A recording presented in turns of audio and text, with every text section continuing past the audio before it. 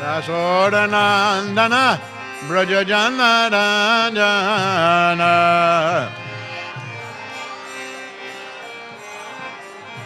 Yamunatira Vanachari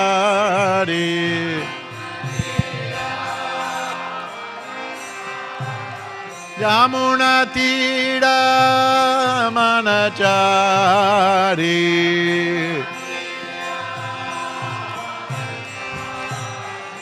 Jaya Radha Madhava Kunja Bihari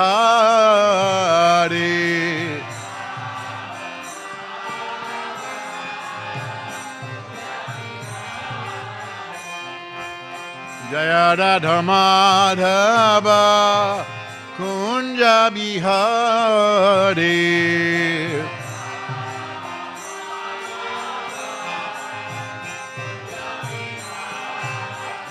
Jaya Gopi Jana Balaba Giridhari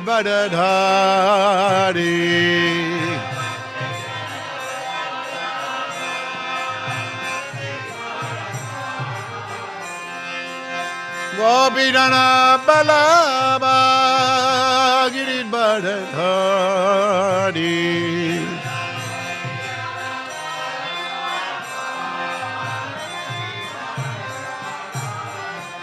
Yasodanandana Brajadanarajana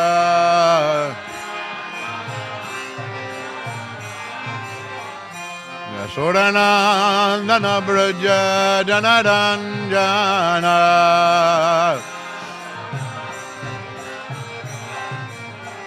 Yamunatira Vanachari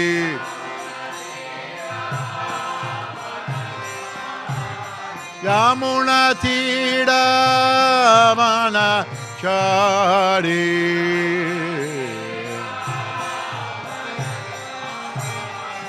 Hare Krishna Hare Krishna Krishna Krishna Hare Hare Hare Rama Hare Rama Rama Rama Hare Hare Hare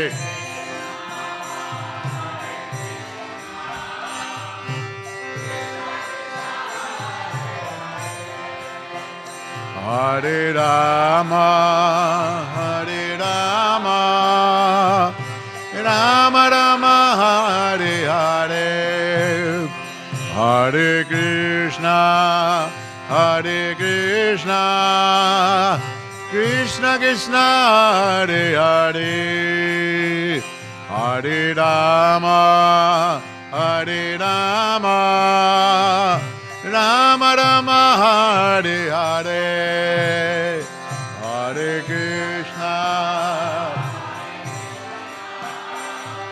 Krishna Krishna, Hare Hare.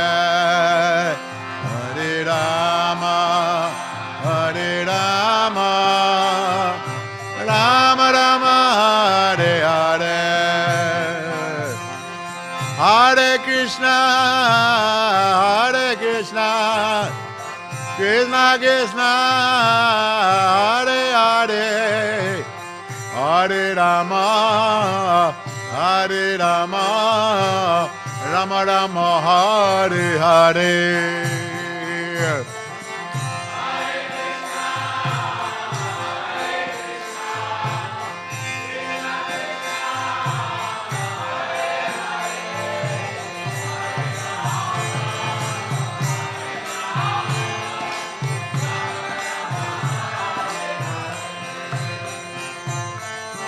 Hare Krishna, Hare Krishna, Krishna Krishna, Hare Hare, Hare Rama, Hare Rama, Rama Rama, Hare Hare.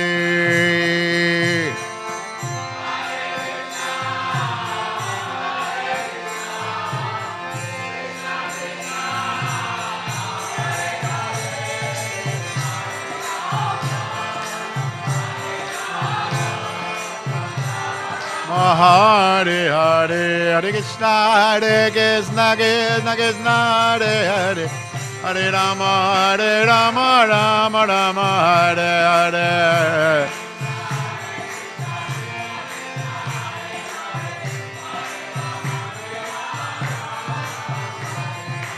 Hare Krishna, Krishna Krishna, Hare Hare, Hare Rama, Rama Rama, Hare Hare.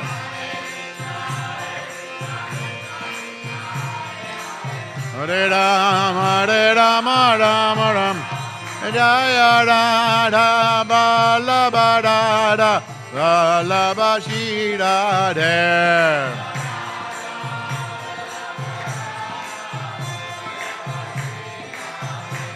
Jaya Radha, Vallabha Radha, Vallabha Shri Radhe.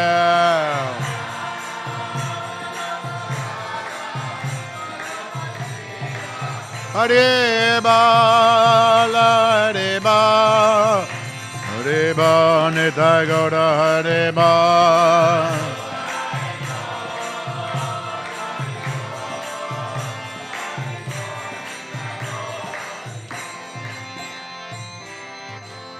Jai Vishnupad Paramahamsa Sri Bhaktivedanta Goswami Maharaj Srila Prabhupada Ki Jai, Sri Radha Vallabha Bhagavan Ki Jai, Gauda Premanandi Hari Hari Bol.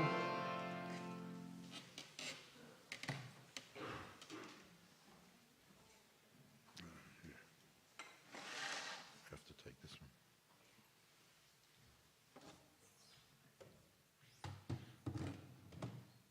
I'll just leave it there. I can use that. Om Namo Bhagavate Vasudevaya.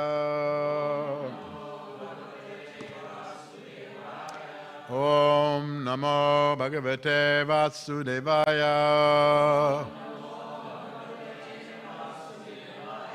Om Namo Bhagavate Vasudevaya.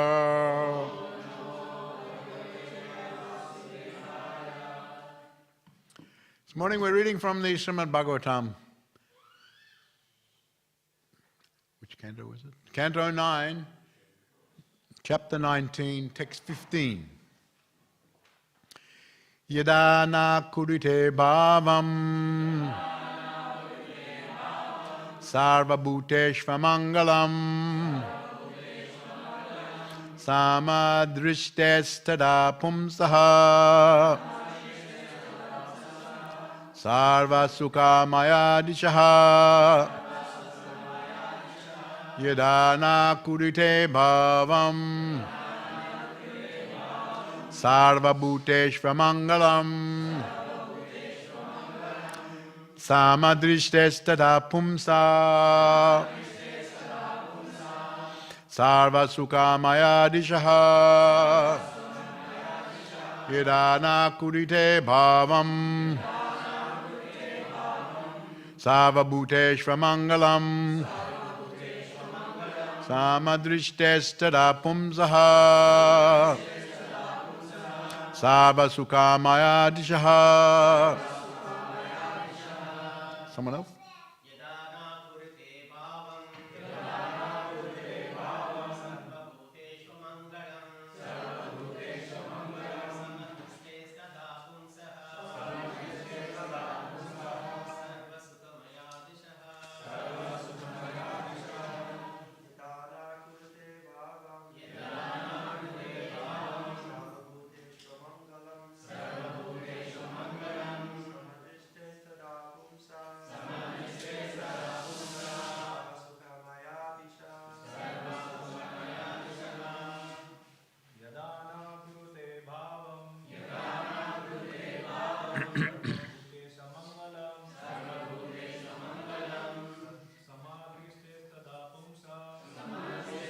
Tada pumsaha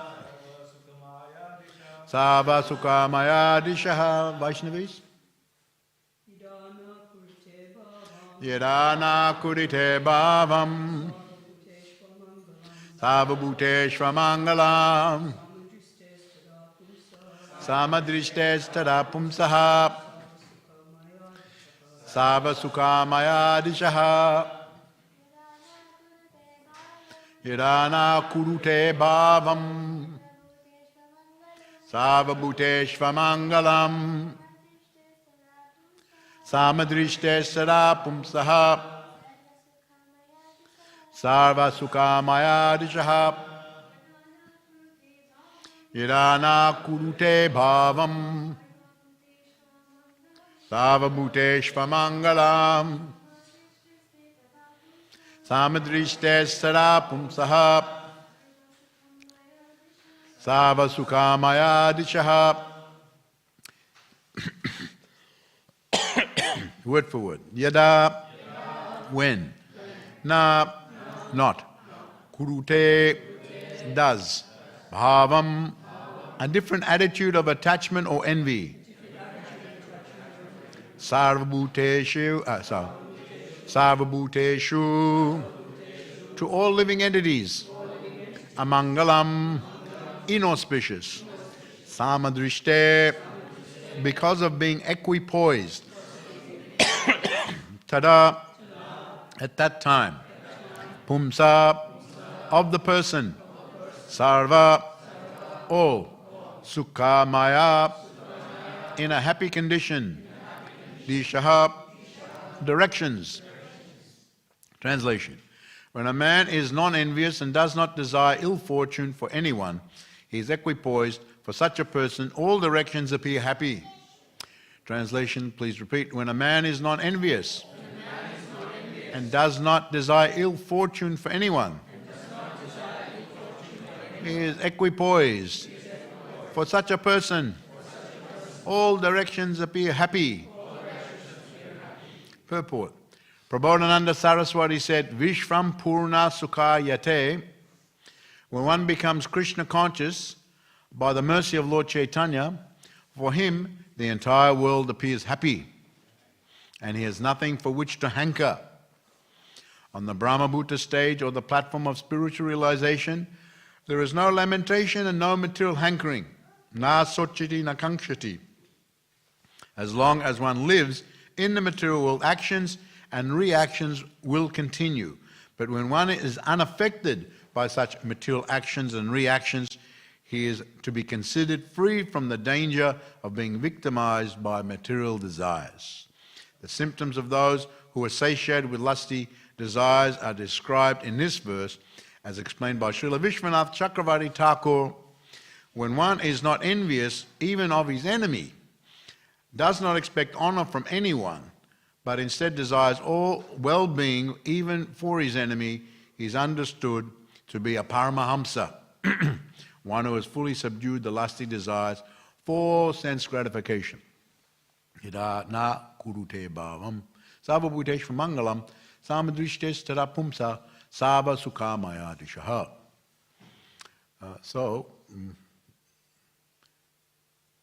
King Yayati. Now who is it? Is it Yayati? Yeah. He's continuing, yes. Yayati. He's continuing to speak, and now he's come to the position. He's been talking about life in the material world and giving this example of the he-goat and the she-goat, meaning himself and his wife's life in the material world. And after a long life, still he is not satisfied as far as material activities. It's never-ending. It continues, as Dev Miramaj was explaining yesterday. It's like one cannot stop a blazing fire by trying to extinguish it with butter. So if you've got a blazing fire, you want to pour the butter, and then it's going to become higher. Even if it's, let's say for example, you've got a fire and you pour a lot of butter. A lot of butter, sometimes what's the initial reaction? It goes down, but at the next moment it flares up. So it sometimes appears that when we want to enjoy materially, we indulge in those things and we feel, at least temporarily, very satisfied by it. But at the next moment, we want more and more and more. So it's never ending. This was his point. It's never ending. And when will it ever end? It will never end. So this was the point that Jayati was making. Now he is coming to the point of someone who is satiated, as Prabhupada mentions here, someone who is satiated. What does he say that? The symptoms of those who are satiated with these lusty desires for enjoying in the world are described by Vishwanath Chakravarti Thakur, and such a person who is satiated and who has all these qualities is a paramahamsa. But before we get to that, Prabhupada mentions Prabodhananda Saraswati. Prabodhananda Saraswati Goswami, he was, of course, a very advanced devotee. He was the brother of Venkata Bhatta. Venkata Bhatta, we know in Chaitanya Leela, Lord Chaitanya went to Sri Rangam, and Venkata Bhatta was living there. It is said by some that he was actually the head priest of the Sri Rangam temple. Venkata Bhatta. He was very learned there, and they had two brothers. Prabodhananda Saraswati was a younger brother, and Trimala Bhatta was another brother. And all of them were big scholars, very learned, Brahmins, Sri Sampradaya. And, as I said, some are describing Venkata as the head priest. A very big position. Sri Rangam, many of you have probably been there. It's a huge temple, and have many, the worship standard is very, very high. I remember last time I went to Sri Rangam, even before the Mangalati, I was just noticing, before the Mangalati, they bring in some devotees who play with musical instruments in front of the altar before the Mangalati, and they play, and they're waking up the Lord. They're waking up the Lord with nice music and singing. So even before the Mangalati, they're doing like that. They're playing musical instruments, and they're singing nice songs, glorifying the Supreme Personality of Godhead and waking up them. But not only that, when I was there, they bring in a cow, and they brought in a calf, and they brought in, I'm not sure, elephant. Elephant, yeah. That's what I saw. So even before the Mangalati, they bring elephant, a calf, an elephant, a cow, calf, like that. And so this is, so when the Lord, the curtains are drawn, the Lord hears the music, and he also sees the nice cow, sees the calf and the elephant. It's very pleasing to the Supreme Personality of Godhead. So it's a wonderful standard of devotion, and the level of the deity worship is very, very high, and they do a lot of different ceremonies and rituals and so on and so forth. So one has to be very learned, and so all according to Shastra. The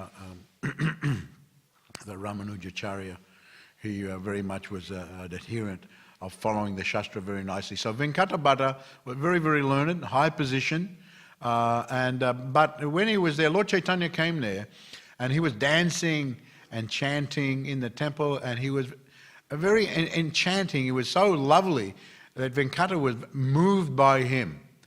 Lord Chaitanya Mahaprabhu was very tall. It is said that he was like 7 foot, over 2.5. What's 7 foot in the meters? Like 2.5 meters. He was very tall, very, very tall, and very moon-like, very beautiful. Just these features were very, very beautiful, and he was in ecstasy, chanting and dancing in front of the Lord. So Venkata was very moved, and he invited the Lord to his home. So there at his home, of course, the young son of Venkata Bhatta was none other than Gopal Bhatta. At that time he was a young boy, maybe 6, 7 years old. He was living there, and Trimala Bhatta and the brother Prabodhananda, he was also very, very learned. They gave him the title Saraswati. He was so learned. Prabodhananda Saraswati Goswami. Actually, I was reading in the Ganadesh Dipika, is mentioned that he is actually Tungavidya, one of the Astashaki gopis of Srimati Radharani, the 8 principal gopis, that Tungavidya came as Prabodhananda Saraswati.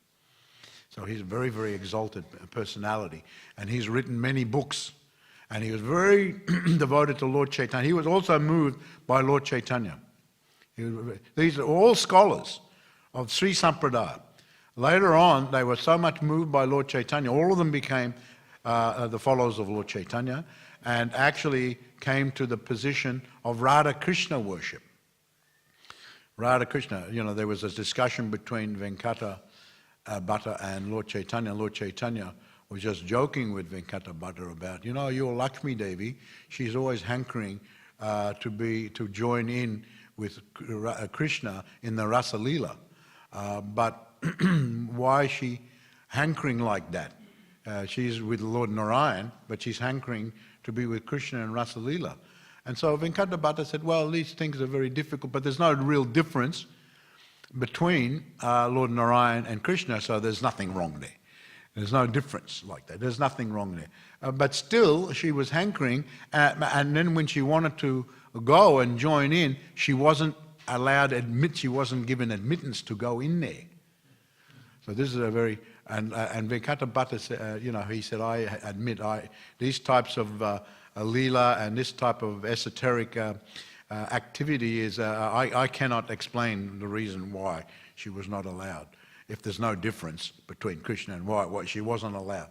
And Lord Chaitanya explained, and this was like in a kind of a joking mood, Lord Chaitanya explained she wanted to keep her form as Lakshmi and go into the Rasa Leela. But the Rasa Leela means gopis. Only gopis are allowed there, not Lakshmis. Lakshmis don't go there, only gopis. So, but she wanted to go as Lakshmi, so therefore you can't come inside. You have to become gopi, then you can come inside. But no, I want to become like, no, I want to go like as I am. So she wasn't, and so he was, there was a big discussion you can read in Chaitanya Charitamrita, in Chaitanya Bhagavat also. Nice discussion. Gradually, Venkata and all the brothers, the whole family, become convinced of the level of intimacy of Radha and Krishna, that even Lakshmi wanted to go in there. And so they actually came from Lakshmi Narayan worship and they came to Radha Krishna worship. So they, even though they were big position head priest of Sri Rangam, they came to be Radha Krishna worshippers. So they're very, very interesting. So Prabhupada is a very exalted personality. And Prabhupada quotes him here. Prabhupada Saraswati said, Vishvam Purna Sukhayate.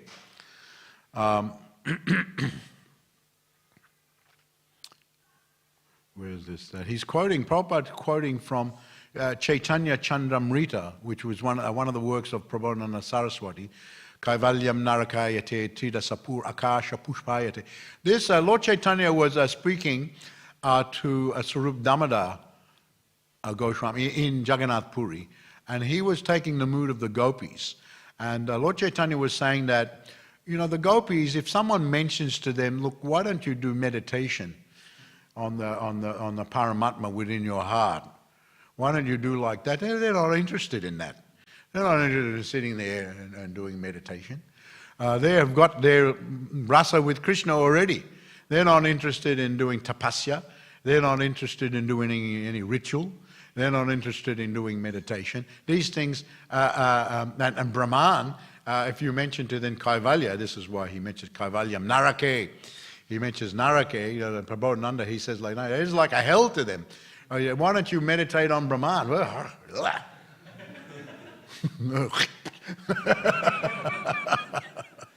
It's like a Brahman, the light. We've got Krishna. Why don't I want to meditate on the light? And so he's saying like that, as for them it's like a hell. And they are, because Vishvam Purna Sukhayate, and this is what is mentioned here. This is from his work, Chaitanya Chandramrita, Prabodhananda's work. So Prabhupada is quoting Prabodhananda Saraswati. Vishvam Purna Sukhayate means that Vishvam, everywhere, Purnam, Sukhaya, Sukha means happy. Dukkha Sukha, Dukkha means distressed, sad, and Sukha means happy. So Purnam Sukha, full of happiness, everywhere, Vishvam, Sukha Maya Disha. So this is the position of someone who's risen above risen above this hankering for material enjoyment. They come to the position of Vishvam Purna Sukhayate. They're happy everywhere. All directions, I think in this verse is mentioned, for such a person, all directions appear happy. There was that song someone was telling me many years ago. Don't worry, be happy. Easily said. You can tell someone, don't worry, be happy. You know, yeah, all right. I mean, the next moment you start worrying again. So it's easily said. I mean, you can be. I mean, in the material world, how long is happiness going to last? I mean, I'm happy now. I mean, you can go by minutes, or you know, if one is happy, yeah, one is happy for an hour. One is happy today, but tomorrow I'm miserable. You know, you can start off happy, but at the end of the day you're miserable. Something happened, and that's life in the material world. You can't escape.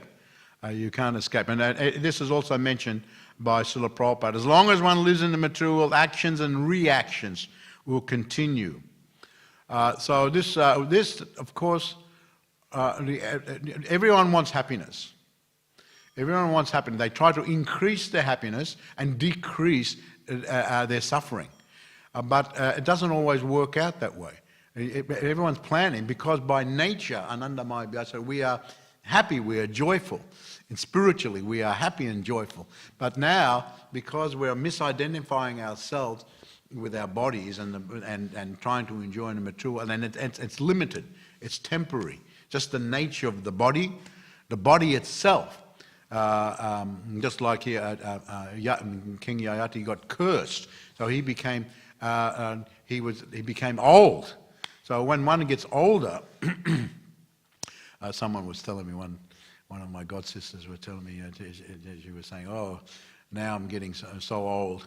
The pain comes in a different place, practically a few times a day." What is this pain here? What is this pain? You know. So all these things happen when you get old. You can't see so good anymore. You have to have the glasses. You can't hear any good. You have to have the hearing aids. All sorts of things happen. You know, you can't walk. You can't do so many things. So as you get older, even your own body doesn't allow you to enjoy in the material world. You use your body to enjoy. If you haven't got that's why health is so important to people. They want to have good health. And why do they want to have good health? Because when they're healthy, then they can enjoy in the world. But unfortunately, we're finding that people, you know, to be in a healthy condition is becoming less. There's so many big hospitals coming up all over the world. People are sick. You know, world organizations are trying to combat physical disease and suffering, and then there's also mental suffering and disease, which also is also overtaking the physical. They're saying now there's mental suffering, there's physical body suffering, the mental suffering. These things are quite prevalent. So everyone's hoping for happiness, and increase the happiness, but quite often it goes the other way. The happiness decreases for some reason or other. You're planning for increase, but it decreases, and the suffering increases. The suffering increases. You don't want the suffering to increase, but somehow the suffering. And this is all due, of course, the materialists don't understand these things because of your previous actions in your previous life.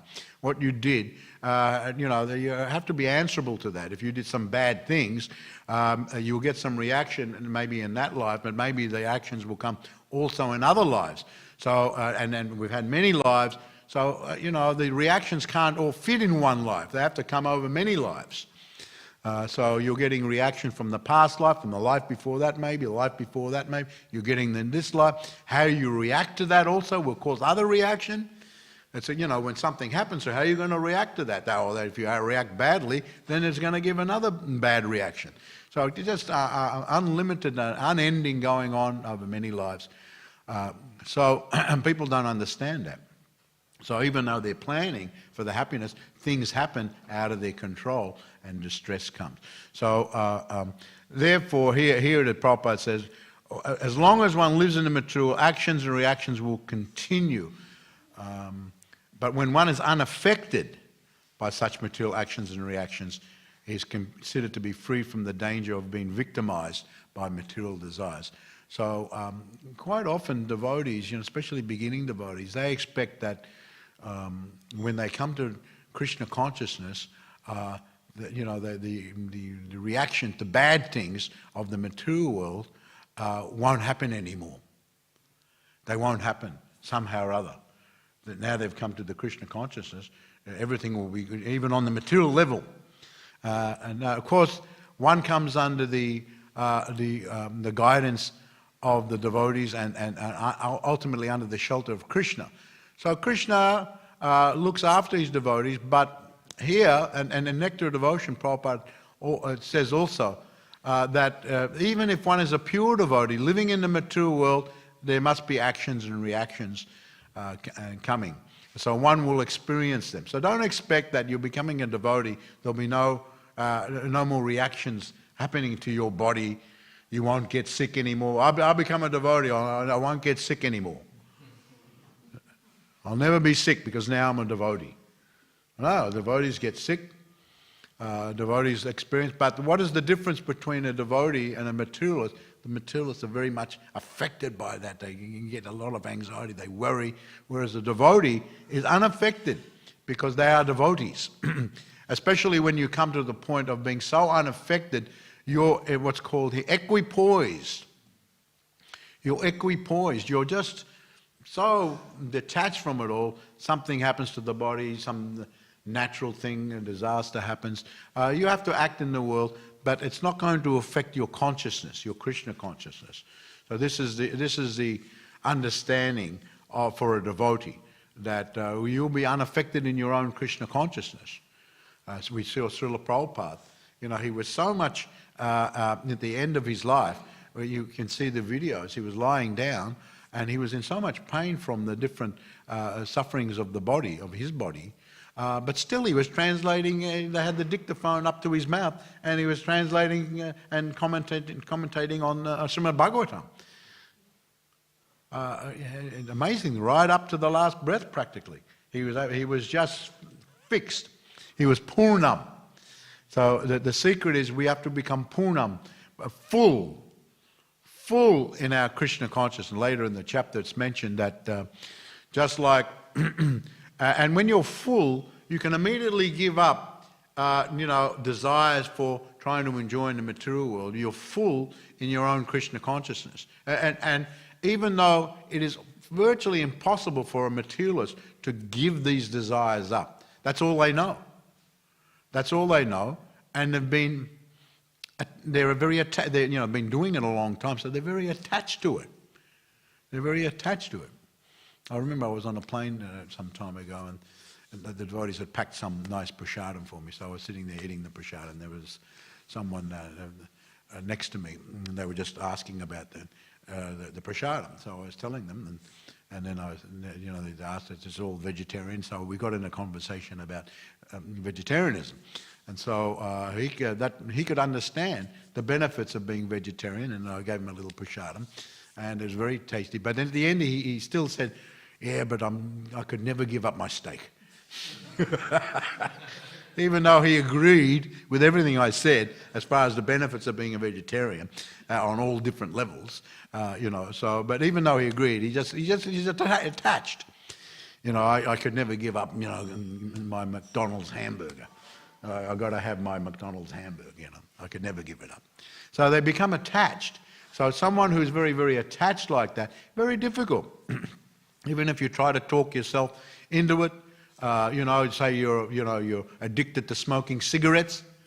Very difficult to give it up. Anyone who's been a cigarette smoker will know. It's very difficult to give. They all right, that's it. I'm not smoking any cigarettes anymore, and they give it up for a week, a month, maybe 6 months. But very difficult. Most of them come back again to smoking cigarettes. There was one devotee from Indonesia was telling that before he became a devotee, he used to like to smoke. He was a prolific cigarette smoker, like 1 or 2 packs a day. 1 or 2 packs a day of cigarettes he was smoking, just non-stop. And when finish one, light up another one. He was smoking the cigarettes. And he said just all the time, he said it so many times he gave up and again came back, he gave up, again came back. So many years like that. Then he came to meet the devotees, started chanting. And when he started chanting, especially he found an attraction to japa, chanting. He got the beads and chanting japa. And so he would be chanting a lot of japa, and sometimes the desire, and then he stopped smoking cigarettes. And sometimes the desire to smoke a cigarette came, but then he started again on the japa, chanting japa. So he said, from that time, I've never touched a cigarette. I was able to just give it up completely, just like that. And Prabhupada gives the example later on in the chapter. He says, just like a young baby bird in the nest, when it grows, it starts to learn how to fly, immediately can just leave the nest. Once it learns how to fly, just fly off, just leave everything behind, just fly off, just like that. So, for an ordinary materialist, to overcome actions and reactions, it's virtually impossible. But someone who takes to Krishna consciousness, especially Purnam, in a very full way, can immediately give up these things without even thinking about them again. Of course, in the beginning, we may go back to thinking about it. But when one comes to the total Purnam, the total fullness, and here, Vishwanath Chakravarti Thakur, he's talking about someone on the paramahamsa level, who is so full in the Krishna consciousness that he's come to the position of being what's called non-envious. So someone who is completely non-envious, he is paramahamsa. So what does that say for the rest of us? Who can say, I am paramahamsa? Can anyone of us say, maybe there's someone who's paramahamsa? Paramahamsa means the topmost devotee. Paramahamsa, topmost devotee. So that means that we still have the envy, because only the paramahamsa can be free from the envy. He's so full in the Krishna consciousness, and he is, what is it mentioned here? He is thinking to do good for anyone. He doesn't desire honor, even his enemy. He doesn't desire, he doesn't desire amangalam. He doesn't desire anything bad, even for his enemy. So this is a paramahamsa. These are very rare personalities, so high that even someone is giving them trouble. Normally, people, when someone gives you trouble, especially materialists, they want revenge. They're plotting how to get back at that person. What did you say? What did you say that for? Why are you looking at me like that? What is that looking? You give me the snake eye. I'll give you the snake eye back. Right? You said something bad, I'm going to say something worse. And then it just escalates, and the other one says something more worse, the other one says something worse. And then can go to even physical. Then a big fight comes. So generally materialists are like that because they're totally controlled by their senses, their mind and their anger, and they're frustrated. And then from frustration comes anger. And so they want to retaliate. They want to, because the person who causes them suffering, they want to give them suffering. But the devotee is not like that. Actually, he sees everyone as spirit souls.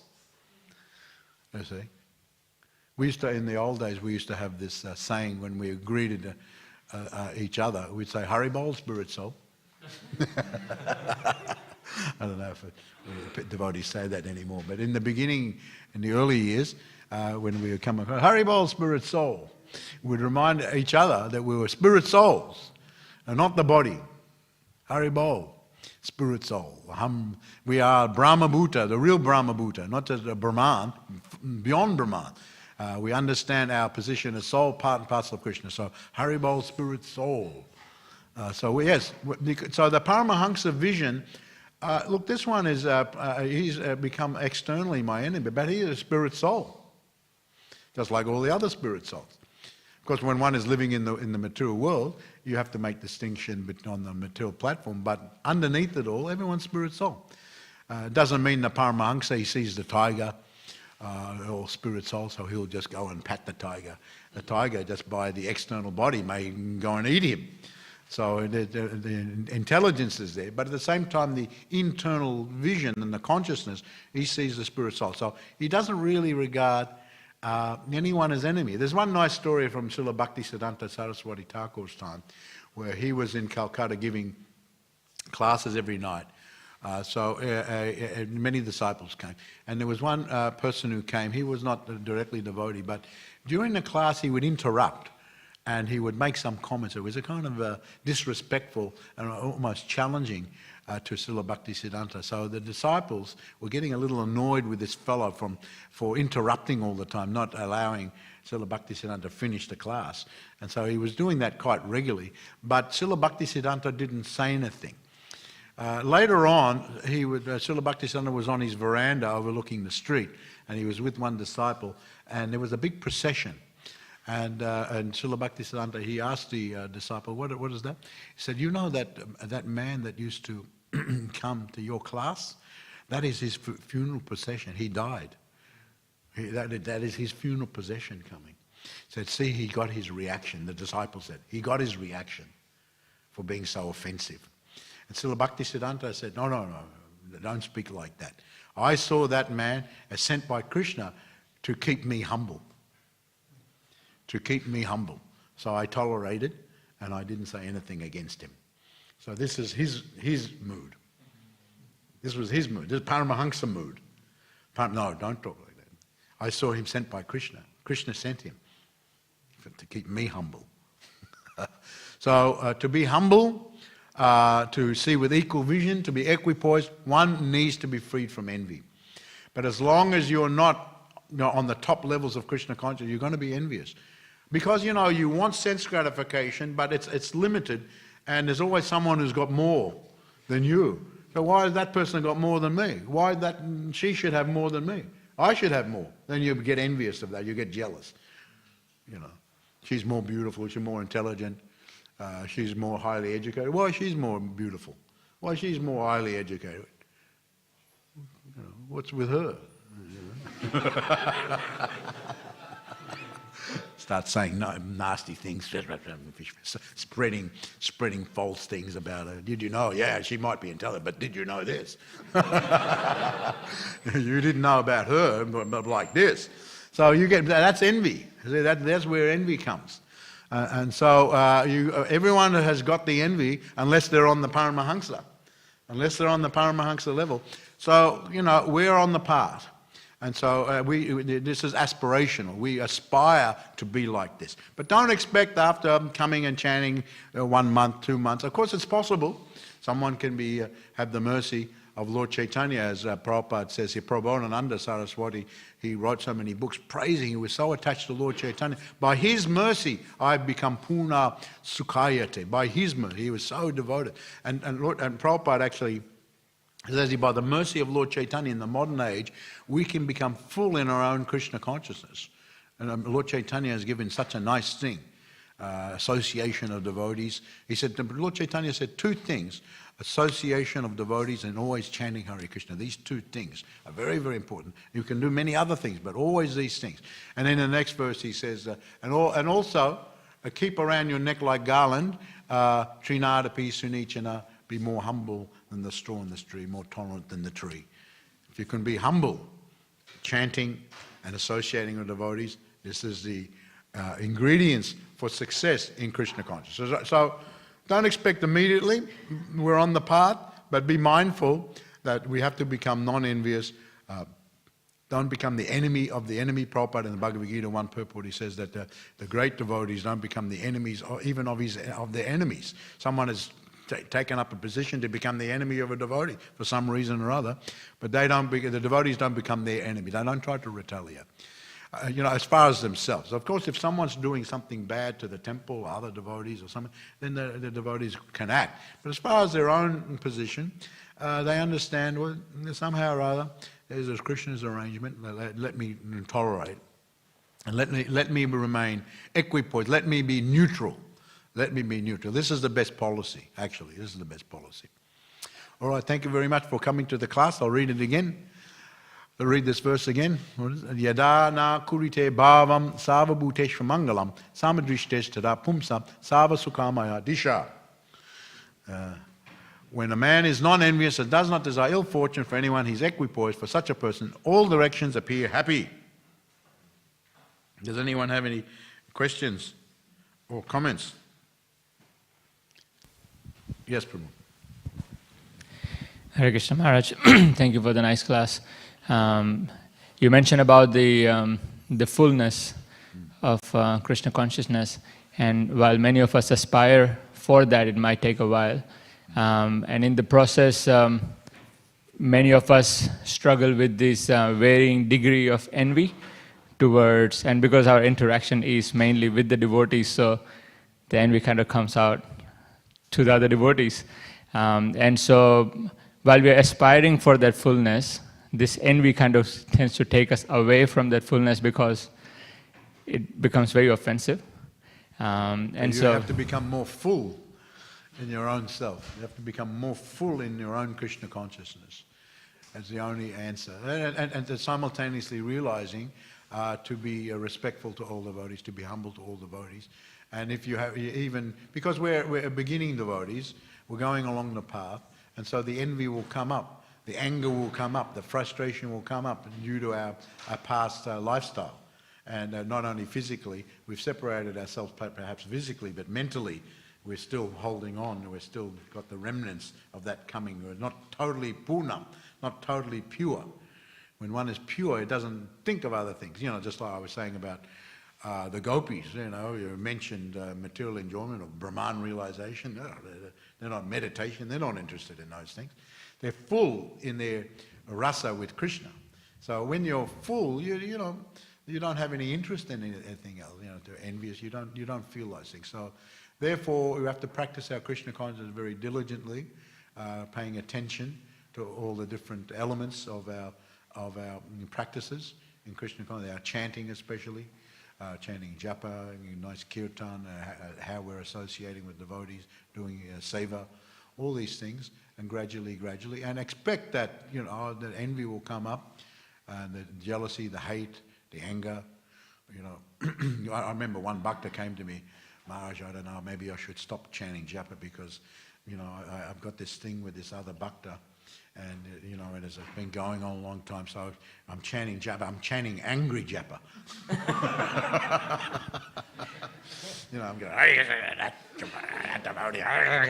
I'm chanting angry japa. I said, well, it's not good you're chanting angry japa.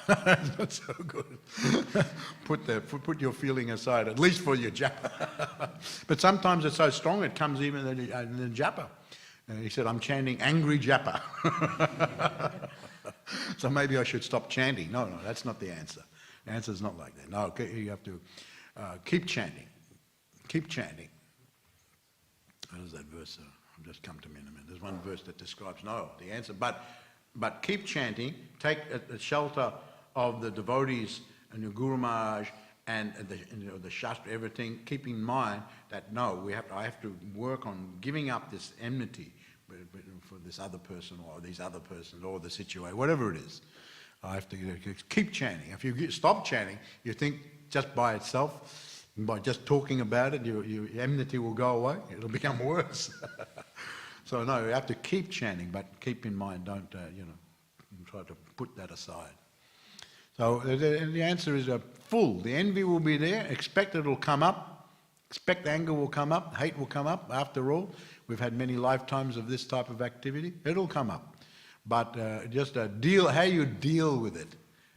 Don't expect it's not going to come up. It's going to come up, but how you deal with it. That's the secret. How you deal with it. More chanting. I remember one time one godbrother, he asked Prabhupada, I'm feeling, I have some agitation. And Prabhupada, you're chanting all your rounds every day? He said, yes, Prabhupada. But he said, then chant more nicely and even chant more rounds. More rounds.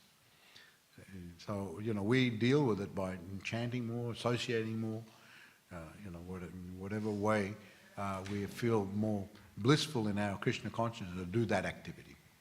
Do that activity. All right? Yes, one last question. Hare Krishna Maharaj, thank you for the nice class. Maharaj, you mentioned when someone comes into Krishna consciousness, they sometimes think that, they won't get sick. But devotees usually get They sick. sometimes think they will. They will not get sick because they've come into Krishna consciousness. They will not exit, did you say? They will not get sick. Exit Krishna consciousness. Sick. Oh, oh, sick. Yeah. Is that what you said? Sick? Yeah. Oh, okay. They'll not get sick? Yeah. No. No, because you've got a material body. Yeah. And we're not the body, we're the soul. So don't expect that the body, you can't think the body's going to live forever. Your body is a beginning and an end to it. And just a way of the world. We are the soul. That's what we got to concentrate on. So yeah, the body will experience that. But Krishna can, reduce that. Or sometimes he can give you, if you've not been very good, it's just to teach you a lesson. Oh, she's becoming very angry. She's becoming very envious. I'll give her a little prick to teach her a lesson. So that can be like that. But we have to understand we're becoming a devotee, we're under Krishna's shelter now, so he can arrange that to reduce. And it is said that when one comes to Krishna consciousness, all the karma is taken away actually. But there's some still remnants. And so that can come. But while living in as far as the body, you have to expect it's living in the world and subject to all sorts of things. And it can at any moment, it can be sick or anything else can happen to it. But your Krishna consciousness, you have to develop your Krishna consciousness. So whatever happens, you're going to be remain nice and fixed in your own consciousness, in your own Krishna consciousness. All right? Don't expect you won't get sick. Yeah. I'm a devotee now. I'll never get sick. No, not like that. Even so, Prabhupada. On the way to America, he had 2 heart attacks. On the way. He was in Vrindavan, he got gored by a bull. The bull was wandering and somehow he got gored by the bull. He's a pure devotee.